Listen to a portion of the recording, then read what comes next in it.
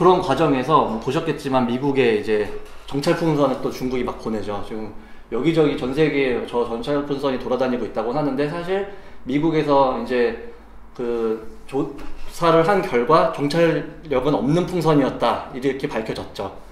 그래서 근데 뭐 바이든이 사과를 한 해 만에 이러다가 결국에는 이거에 대해서 시진핑과 얘기를 나눌 건데 난 사과는 안 할 거다 뭐 이렇게 얘기를 했다고 해요. 근데 어쨌든 G20 이후에 소위 중국이 미국한테 뭔가 이제 굴복하는 듯한 모습을 보였었는데 오히려 이제 뒤에서는 러시아를 도와주면서 새롭게 계속 경쟁하는 그런 구도로 만들어 가고 있었고, 또 여전히 미국한테 뭔가 심기를 건드는 듯한 그런 모습을 보이고 있어서 지금 보시다시피 이렇게 블링컨 국무부 장관이 중국 가가지고 가기로 했던 것도 이제 바로 취소해버린 상태고, 약간은 이제 국제 정세가 뭔가 이렇게 과거 신냉전으로 진짜 가는 거 아니야 하면서 하다가 다시 정상화되는 그런 과정으로 가는 듯 하다가 다시 그게 또 신냉전으로 이렇게 되면 갈 수도 있는 거 아니야 라는 쪽으로 약간 그 시속 게임에서 약간 조금 더 기우는 듯한 느낌이 들어서, 그렇다고 하면 저희는 지금 동시에 이제 러시아가 석유를 감산하겠다고 이제 하고 있습니다. 푸틴이 그 러시아산 원유를 50만 배럴을 감산하겠다고 이렇게 했어요. 그러니까 지금 아시다시피 월가에서는 미국이 금리를 인하할 것이야 이렇게 전망을 하다 보니까 주식시장에도 돈이 들어가고 원자재 시장에도 돈이 들어가고 또 실제로 고용도 너무 좋다 보니까 소비가 줄고 있질 않습니다. 그런데 그런 과정에서 그러면 이제 그 국제유가가 올라갈 수 있는 여건이 만들어져 있는 상태에서 원래는 감산을 통해 가지고 유가가 조절이 돼야 되는데 증산을 해서 유가가 조절이 돼야 되는데 감산을 해버리겠다고 하니까 70달러 아래까지도 내려갈 걸로 보여졌던 국제유가가 이제 80달러까지 다시 올라가 버린 거예요. 근데 지금 50만 배럴 감산하겠다고 한 거거든요. 저희가 이제 러시아가 이제 지금 서방 국가들이 러시아 유가 상한제라는 거를 통해서 러시아의 기름을 외국 다른 국가들이 사지 못하게끔 제재를 가하고 있는데 그 가격이 60달러인 걸로 알려져 있습니다. 그런데 그래서 저희가 이제 그 당시에 이러면 러시아가 나중에 감산할 수도 있는 거 아니야? 그거 한번 해볼 테면 해봐. 우리는 그러면 아예 기름 안 뽑아버릴게. 이럴 수도 있지 않을까 싶어가지고 막 그때 당시에 자료 조사를 했을 때 러시아가 뽑아내고 있는 원유량이 하루에 이제 한 1000만 배럴 정도 된다고 했었어요.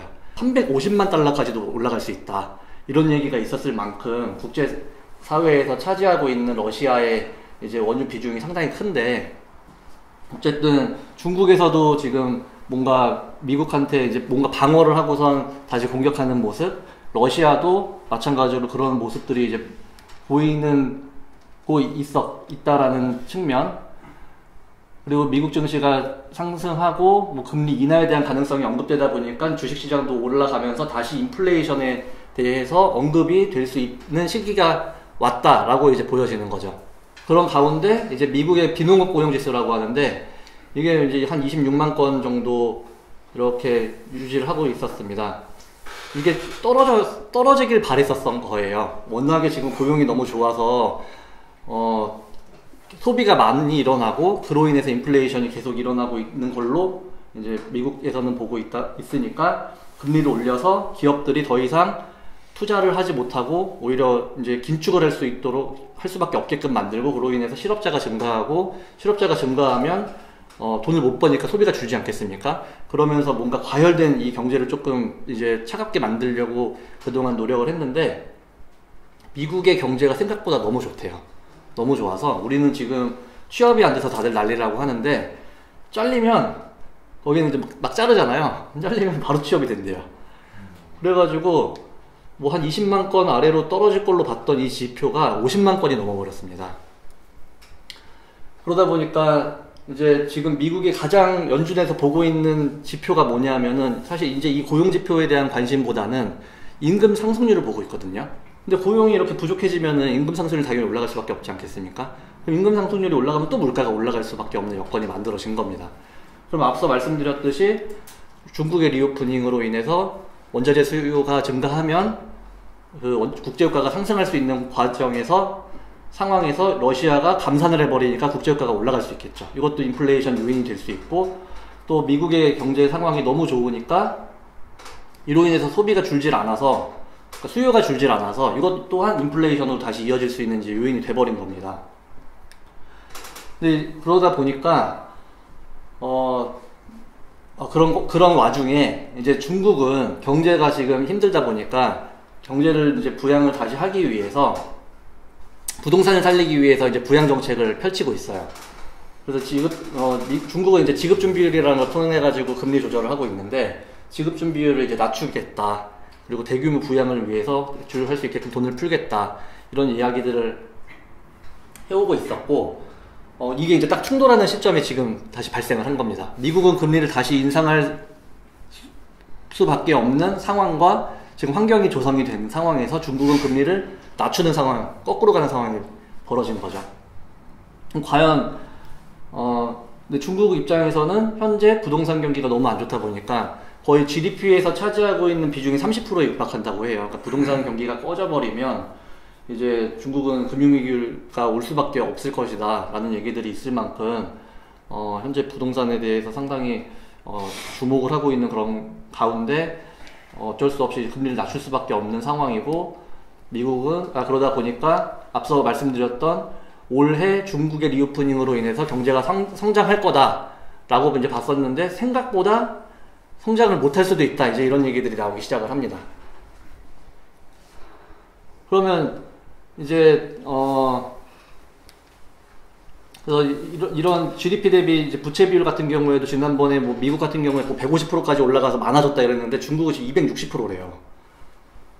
그러니까 전 세계에서 그 가장 높은 부채 비율을 기록하고 있는 국가 중에 하나입니다. 여기 보시면 이제 270%까지 올라왔다고 나와 있는데, 그래서 지방 정부들과 이제 개인 가계 부채 문제가 심해가지고 좀 힘들어질 수 있다, 이런 얘기들이 있는데, 그렇다면은 미국은 현재 금리를 더 이상 강하게 올리지 못하는 이유로 봤던 것 중에 하나가 우방 국가들이 어려워졌다.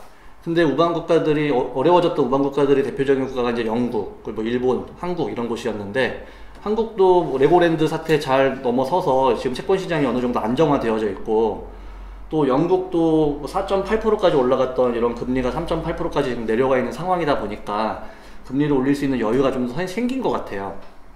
일본도 마찬가지고.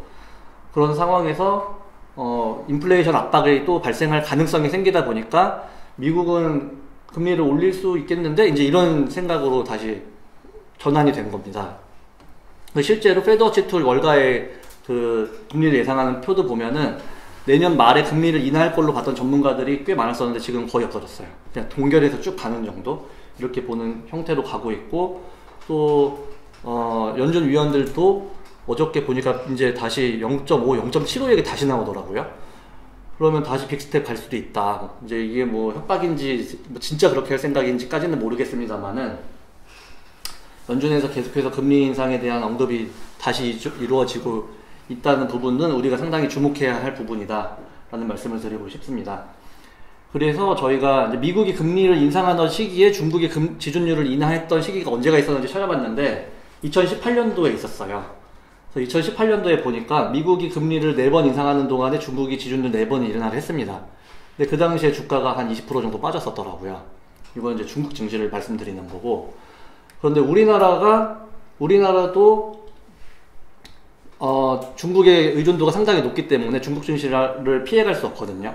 그래서 우리나라도 그 당시 어땠었나 봤더니 마찬가지로 2440에서 1900까지 한 22% 정도 하락하는 그런 모습들을 확인을 했었기 때문에 이게 이제 물론 금융위기로까지 번져서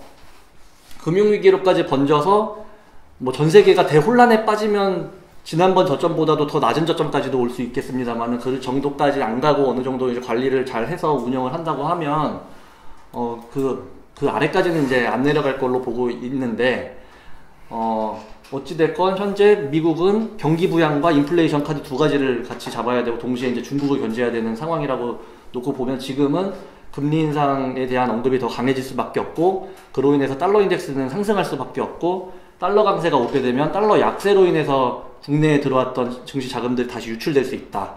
그래서 환율이 뭐 1100원 얘기하다 지금 어저께 1300원 찍었거든요.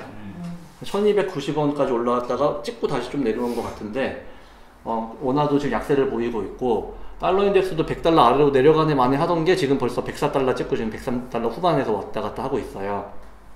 그래서 예전 같았으면 이제 금리를 다시 올린다, 내지는 금리 인하 없어 이랬으면은 원래는 달러 인덱스가 급등을 했어야지 정상인데, 아직까지는 급등을 하지 않고 있는 걸로 봐서는 시장에서 조금 이게 충돌이 아직까지는 있는 걸로 보여지고, 뭐 이제 그 상승과 하락에 대한 어떤 시속 게임에서 어떤 세력이 승리를 하게 될지는 잘 모르겠습니다만은, 저희는 이제 단기적으로는 리스크 관리를 해야 할 시기가 왔다라고 봐서 중국 관련 소비재들을 제외한 나머지 것들은 비중을 조금 축소를 하고 있는 상황이고,